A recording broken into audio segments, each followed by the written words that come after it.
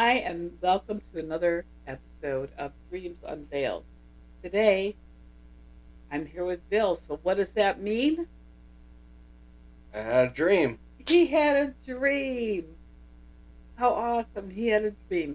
And it's a really interesting dream, even though I think the dream itself is one of those we really need to animate, Bill. Seriously, just think about that when you're doing all your editing. hmm Um, the interpretation's kind of boring compared to some of the visuals in the dream. But that's always the case. I don't know if you guys can see Ginger here, but she decided she was coming in here for a pet right as we started. That's okay. She's okay. She's been in here. She dreams quite a bit. So, Bill, why don't you read your dream? All right. I was in the emergency room, and Dawn was working on her computer or her phone. I can't really remember. There were two tiny little claws, kind of like crab claws, or I would say like crayfish claws, that were coming out of the pinky, the tip of my pinky, but it seemed like my pinky was bigger for some reason, and it looked like there was like this raw red. Well, it was kind of like this, but you could see like the tips of the claws coming out of the top of the finger, and I was trying to show Dawn, and she wasn't looking because she was working on something, and they were trying to chew out of my finger and go back in. So they would go back into the finger, and then they would come out and they'd start chewing on the finger again. And then there was this lady Rose that we know. She was there, and she was looking at it, and I was trying to explain to the receptionist what was going on. It was widening out, and then it chewed all the way through in the center of the tip of my pinky finger. It spread out a little bit more and slid out through the hole. So when it spread out, it looked like everything was raw in there, and you could see like muscles and stuff like that, and and then all of a sudden it was like this red, kind of like a crayfish or something like that, crawfish, however you want to call it, just slid right out and like disappeared into the floor, and I jumped out of the bed, and that was pretty much the end Uh, of the dream. And Ginger was sleeping next to me at that time, so I don't think that she had anything to do with it. But I think I was home. I'm pretty sure. you were. Yeah. You were home. Well, this is an interesting dream. It seems like it was a pretty quick dream. Yeah, it was quick. So, and we'll start from the obvious. You're in the hospital, and I'm either on my phone or computer working, which suggests, And he wouldn't look at it. right, that was, I feel terrible because in the dream, no matter what you're dreaming, that I am very unavailable to you. Just letting you know that makes me very sad. But that's really what that was, is I'm preoccupied.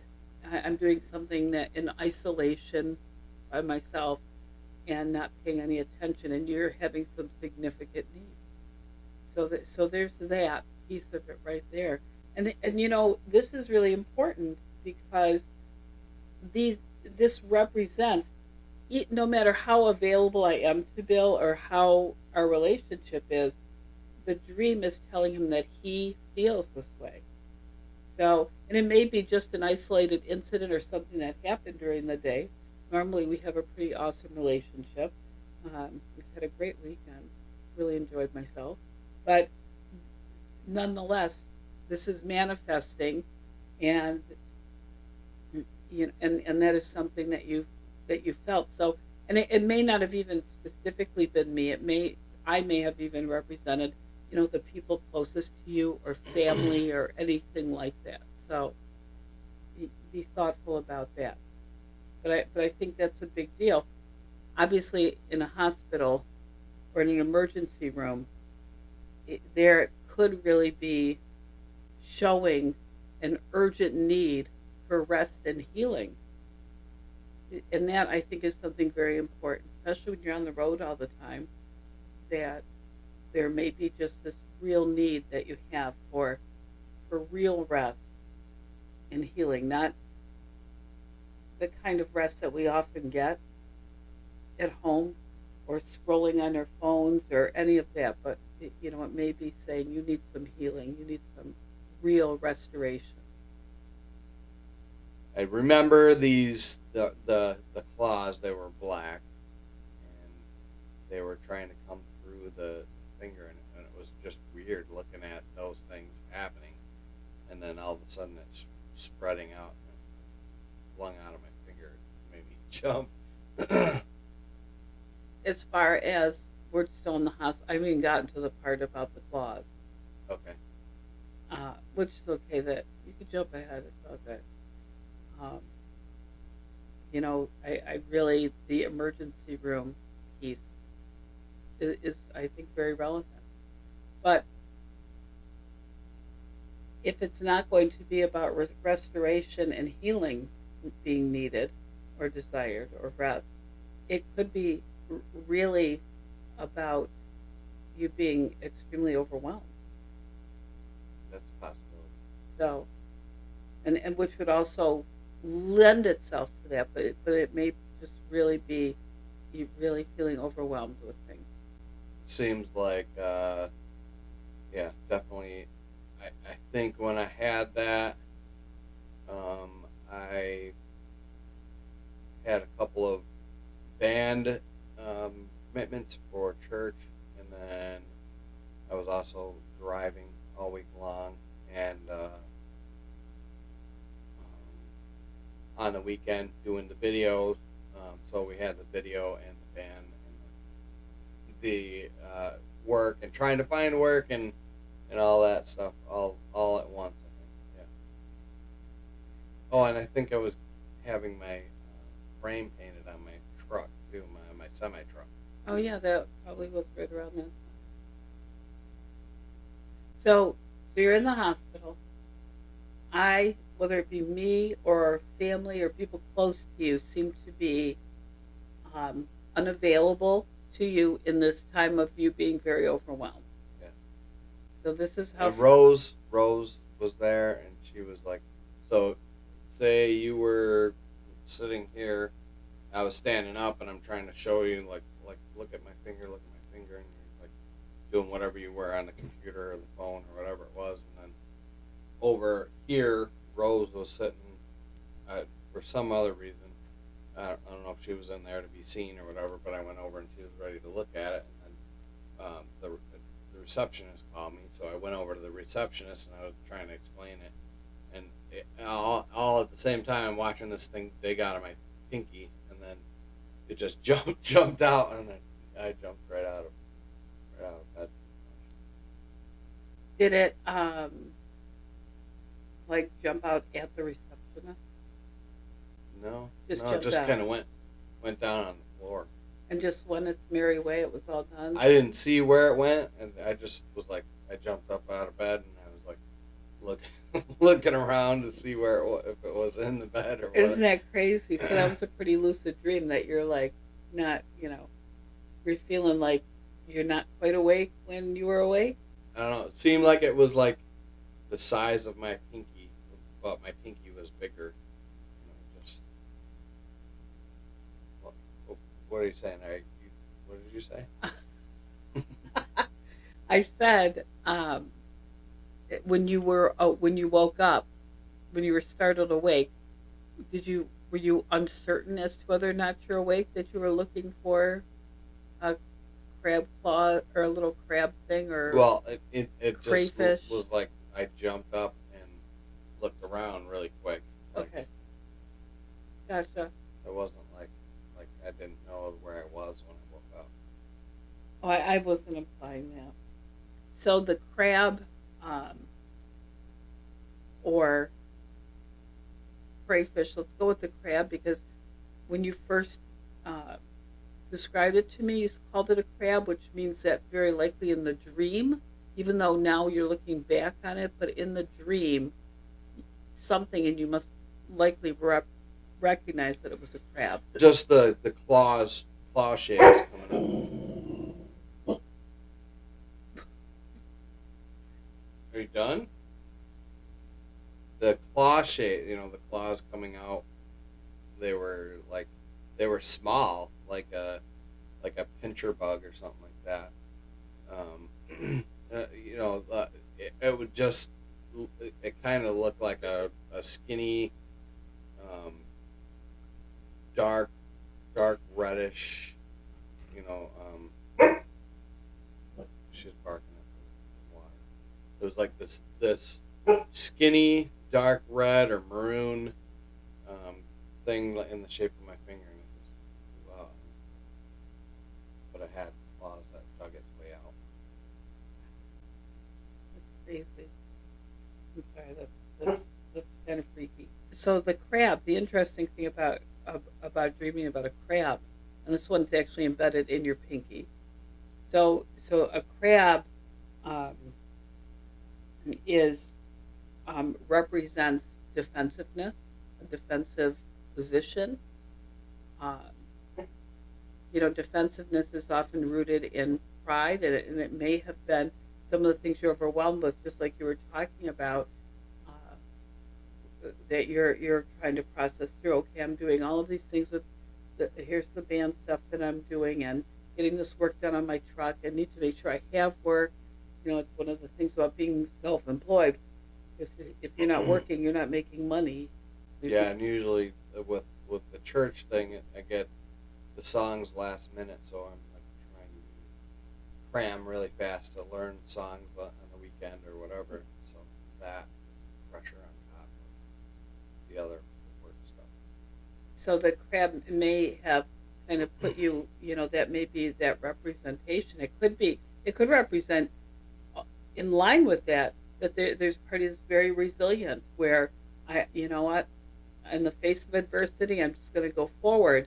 But it doesn't mean that you're not overwhelmed, that you're just feeling this extreme overwhelmness. I think that overall there seems to be a theme in your dreams that when you're feeling very overwhelmed or anxious about things, that is really coming out. Your dreams are helping you to process through that, which means you could be processing through it in your daytime, in your waking time, or it may mean that you're just going about your business, doing your work, and at night that really comes through. So, think about the idea, how you felt in the dream, because it could be that you were really, in the face of adversity, really kind of moving forward, but that you were very overwhelmed, and there could be some insecurity there, and anxiety.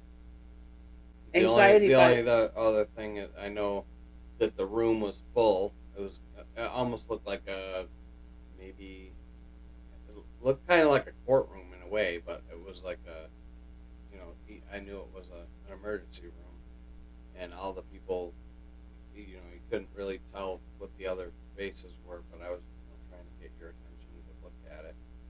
And then when I turned over this way, Rose was over there, and she was ready to look at it, but then the receptionist called, and it was like the thing just went out of my finger. So, and that's interesting too. The part with Rose, that you knew somebody who was willing to give you the time that you were seeking and the attention that you were seeking, but you got pulled right away from it. So there was that opportunity to be heard, and to really be listened to. So one of the things with this idea about the crab, that I think, there's two things that I think are very important. So from an archetype standpoint, crabs are often associated with introspection. You're really getting in your head and thinking about things for yourself, and also repressed emotions. So that's really interesting to me, because your last dream that you were on here for involved guns, involved the ocean, being surrounded by the ocean, all of that kind of thing, which really goes to show just like big emotions. Well, I bury my emotions in real life, except for when I play my drums. When I let everything out. That's like a way to release my emotions, but I don't really play my drums now. You know, and maybe that's something. I realize when you're on the road that you don't always have that opportunity, but think about this. That may be your God-given way to really have release, and it's something maybe even no matter how busy you are that you need to find the time to play your drums, even if it's just an hour. So I really want to encourage you in that. I mean, we got a lot done this week and stuff, here and getting, for those of you not in central New York, winter is just trying to stay. It's just been so cold and difficult. We don't have snow, but we're ready for spring to actually be here, real spring. I think it's the third attempt is this week for spring. It's been really wet. Yep, it's been tough. Um, but I think you need to really make the drums a priority, even if it's just an hour. I think you need that release, and I think it is a way. It is a way of processing. It's therapeutic. Like for me, gardening or some of the things that I do is very therapeutic. I think the drums are your way to express what is being repressed. I suspect actually if you were as often as you can, I know when you're in the road that may be not possible, but as often as you can, I think you may find that you're not having so many of these dreams because you're, kind of, especially with the emotions, you're actually able to express them. I've never had a dream like this before. This was out of the blue, brand new, nothing, never had anything crawl out of my body before in a dream. So the other thing that that's really interesting is it came out of your pinky finger. So let's talk about that for a little bit. So if you look at your hand, go ahead, Bill. Look at your hand. The pinky finger is the one closest to the palm. It is your smallest, even though in the dream you saw it as being an exaggerated size. But it really, I think, represents vulnerability. It's your smallest finger. So this force coming out of you, this crab trying to emerge out of you, these repressed feelings trying to find their way out of you, this coping with this overwhelmness, trying to find its way out of you, is really coming through, this very small structure and this very vulnerable part of your body. So, the idea that it is the smallest, you know, finger out of anything, it's not coming through your thumb or your middle finger, or I would probably analyze that very differently. But it's coming through your little pinky, your cute little pinky. Hold your hand up and see your cute little pinky. Oh. So, I do think that really is, is kind for me. It's imagery of this need to really express these feelings, to let things out, to really feel some sense of control and help when you're overwhelmed.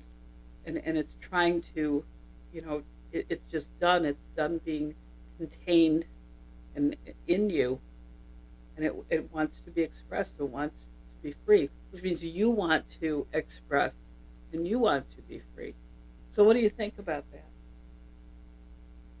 Sounds like it probably fits. I find the pinky part very, very interesting.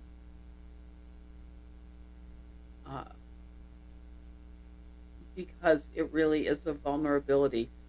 Because it's closeness to the palm. It's kind of you're I think a representation of the deepest part of you or the innermost part of you. There seems to be a lot of introspection in looking in this dream. So I really, when I'm thinking about this, that you know you need to stop stuffing stuff.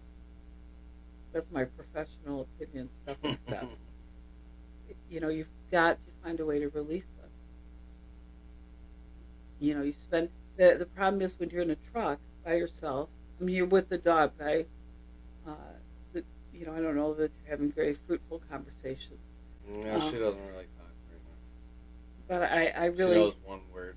What's that? Rough. I shouldn't ask that. My own fault. Um,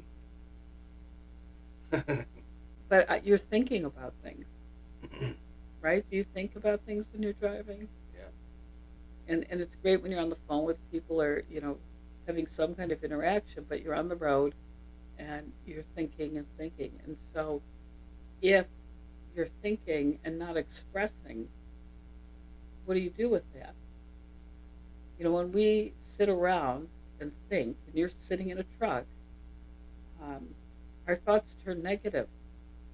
They don't stay great. We don't sit for hours just thinking great things. So very likely, those worries about work, those worries about music, meeting your obligations, taking care of the things that you need to, and I think that's what overwhelms you a lot of the time.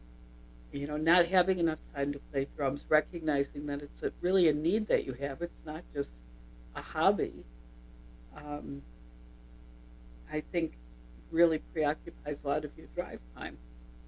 Is that so? Yeah. Probably, I would say. I feel like the all of the working and everything that I do keeps me away from the drums all the time. So, I'm not saying the drums are my only thing in life, but they're one of those things that, where I can release that anything that's pent up in me. There's a little scripture, hope deferred makes the heart sick, which is talking about disappointment. So maybe some of the feelings that you're repressing are really some deep disappointment over things that you're not able to accomplish or do, or that you keep maybe feeling stonewalled, or that you're just not able to be effective. Yeah, there's definitely things that I've done in my past that it seems like they were kind of taken away or whatever. So,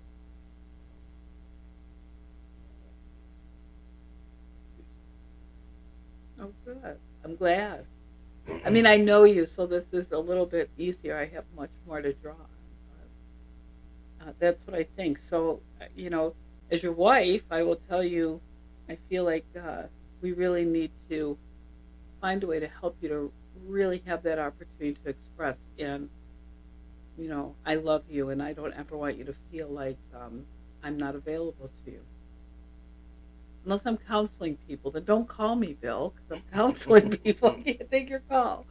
Um, but I really think we need to make sure we're very well connected, because I think that's really a significant thing. No, and any time that we're around people and they feel like they're not connected or they're not heard, I think we all, as just part of the human race, have a responsibility to help prevent that and let people know that they're important and they're heard and they're loved. So, and then what? Their crabs can come out of their fingers onto you whenever they want. on the floor, they jump on the floor. Wait, did you need stitches after that?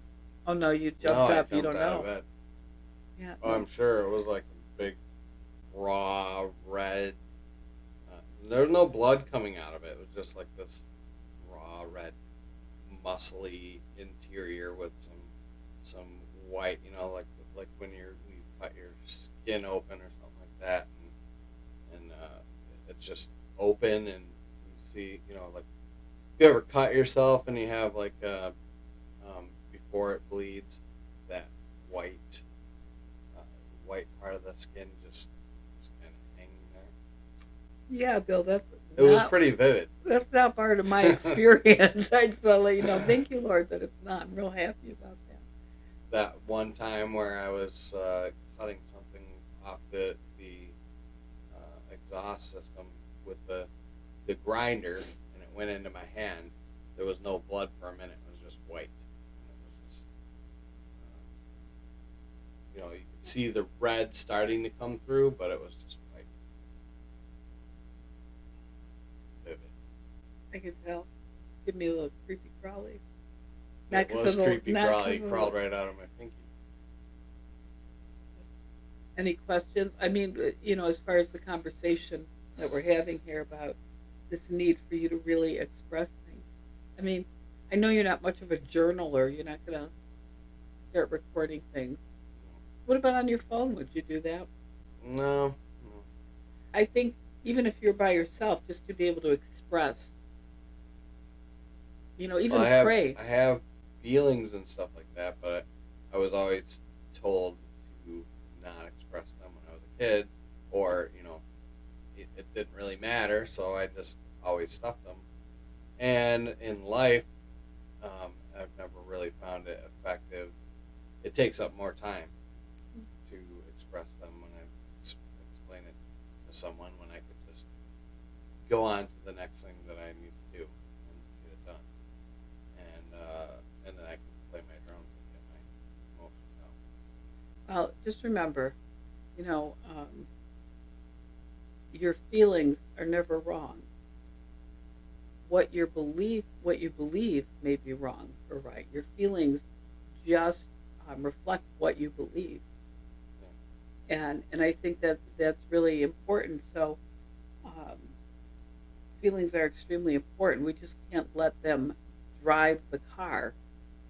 But they're the dashboard lights. They are the, if your engine light is on, it doesn't mean the engine light caused some problem with the engine, but it is an indicator of a problem. So your feelings are indicators of your state, of your beliefs, of all of that. They are very important, and I'm sorry. And I think a lot of men in our culture, and probably many cultures, are often not allowed to express feelings, or discouraged to express some feelings, especially negative feelings. I think that's why anger is such an easy emotion. And I also think men don't, science shows us that men don't develop the range of emotions that women do. And part of that is because it's culturally supported for women to have a wider range of emotions. But it doesn't mean they're not important. It doesn't mean that you should just repress them and keep them inside, because they indicate your beliefs. So if you're feeling unheard, if you're having that emotional experience, then that is a belief that you have, that people are not paying attention to me, people are dismissing me, people are not taking me seriously. Those things are really important, and they do need to be addressed. And it could be just something that you're feeling because you have an insecurity about something. Or it could be that there are people that are really not taking you seriously. But it's important to figure that out. And your dreams definitely seem to lean towards that. All the ones I've heard, for the most part. But I get to hear them all before anyone else. Yeah. So, pretty satisfied? Yeah. You're going to change your ways now. You're going to really make sure you drum stuff. You're going to talk to the dog about your feelings in the car out loud. Got to be out loud. Yeah. Well, I talk to the dog, and she just runs wherever she wants to run. She can't run anywhere in the truck. No. All right. Well, thank you, everybody, for tuning in today. This is really, Bill and I are going to have a talk after this. Oh, great.